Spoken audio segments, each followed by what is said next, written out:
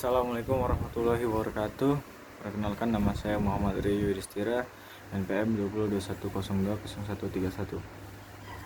Mata kuliah Hukum Pidana dalam rangka perbaikan nilai UAS. Pada kesempatan kali ini saya akan membahas tentang hukum tindak pidana, yaitu upaya pemberantasan korupsi di Indonesia.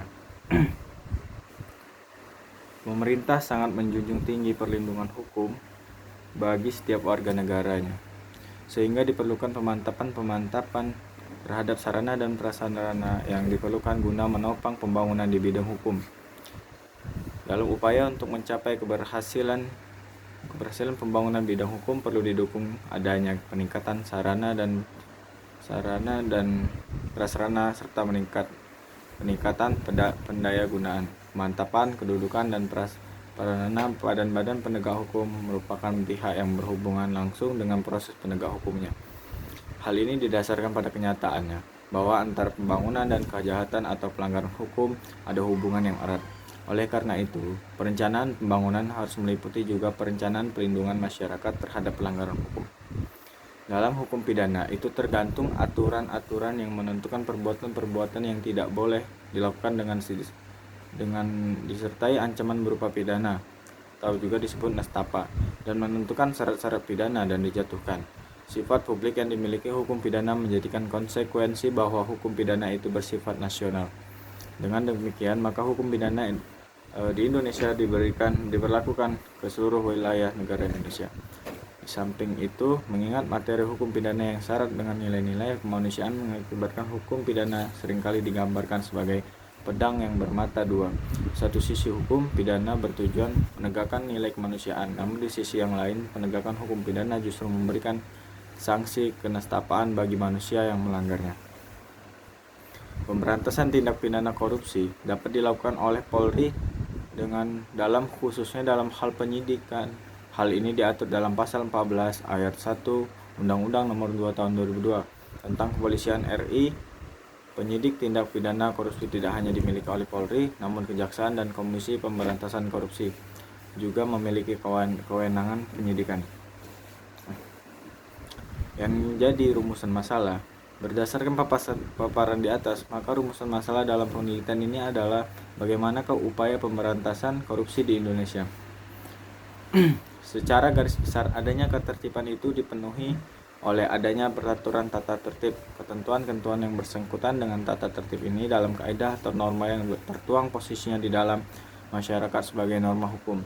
Dengan adanya tatanan norma tersebut, maka posisi yang paling ditekankan adalah norma hukum, meskipun norma lain tidak kalah penting perannya dalam kehidupan masyarakat. Untuk mewujudkan tertib sosial, negara menetapkan dan mengesahkan peraturan perundang-undangan untuk mengatur masyarakat. Peraturan-peraturan itu mempunyai sanksi hukum yang sifatnya memaksa. Memaksa artinya bila peraturan itu sampai dilanggar, maka kepada pelanggarnya dapat dikenakan hukum. Jenis hukuman yang akan dikenakan terhadap si pelanggar akan sangat tergantung pada macamnya peraturan yang dilanggar. Pada prinsipnya, setiap peraturan mengandung sifat paksaan, artinya orang-orang yang tidak mau tunduk dan dikenai sanksi terhadap pelanggaran tersebut. Hukum yang digunakan sebagai sarana pembaharuan dapat berupa undang-undang atau jurisprudensi atau kombinasi keduanya. Di Indonesia yang paling menonjol adalah perundang-undangan. Jurisprudensi juga berperan, namun tidak seberapa.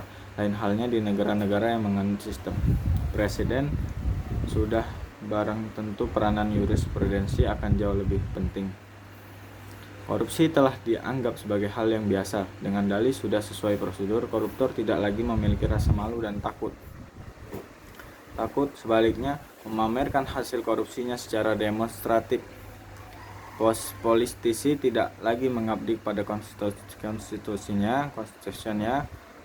Partai politik bukan dijadikan alat untuk memperjuangkan kepentingan rakyat banyak, melainkan menjadi ajang untuk mengeruk harta dan ambisi pribadi. Padahal tindak pidana korupsi merupakan masalah yang sangat serius, karena tindak pidana korupsi dapat membahayakan stabilitas dan keamanan negara dan masyarakat, membahayakan pembangunan sosial, politik, dan ekonomi masyarakat, bahkan dapat pula merusak nilai-nilai demokrasi serta moralitas bangsa karena dapat berdampak membudayanya tindak pidana korupsi tersebut. Sehingga harus disadari meningkatnya tindak pidana korupsi yang tidak terkendali akan membawa dampak yang tidak hanya sebatas kerugian negara dan perekonomian nasional, tetapi juga pada kehidupan berbangsa dan bernegara. Perbuatan tindak pidana korupsi merupakan pelanggaran terhadap hak-hak sosial dan hak-hak ekonomi masyarakat, sehingga tindak pidana korupsi tidak dapat lagi digolongkan sebagai kejahatan biasa (ordinary crimes), melainkan telah menjadi kejahatan luar biasa (extraordinary crimes), sehingga dalam upaya pemberantasannya tidak lagi dapat dilakukan secara biasa, tetapi dibutuhkan cara-cara yang luar biasa (extraordinary crimes). Penyebab terjadi korupsi di Indonesia menurut Abdullah H. Mahua berdasarkan kajian dan pengalaman studinya ada 8 penyebab, yaitu sebagai berikut. Yang pertama itu adalah sistem penyelenggaraan negara yang keliru. Yang kedua, kompensasi PNS yang rendah. Selanjutnya, pejabat yang serakah. Yang keempat, law enforcement tidak berjalan. Yang kelima, disebabkan law enforcement tidak berjalan, di mana aparat penegak hukum bisa dibayar mulai dari polisi, jaksa, hakim, dan pengacara. Maka hukuman yang dijatuhkan kepada para koruptor sangat ringan sehingga tidak menimbulkan efek jera bagi koruptor. Yang selanjutnya, tidak ada keteladanan pemimpin. Dan terakhir, budaya masyarakat yang kondusif KKN.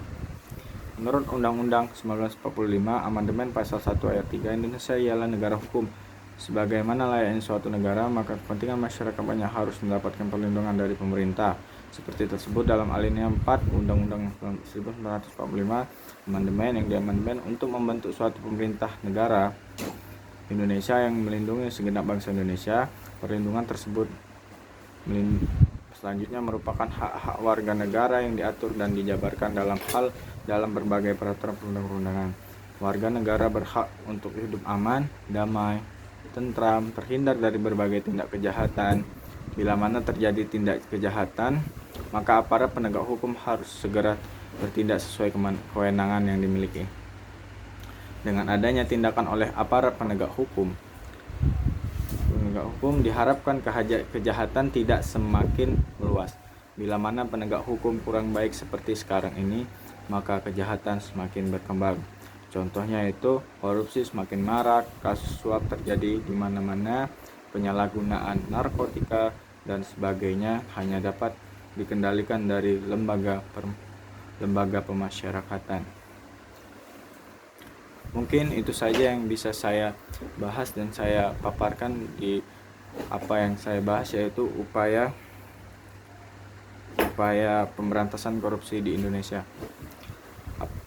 Apabila saya salah kata, saya mohon maaf. Pada Allah saya mohon ampun.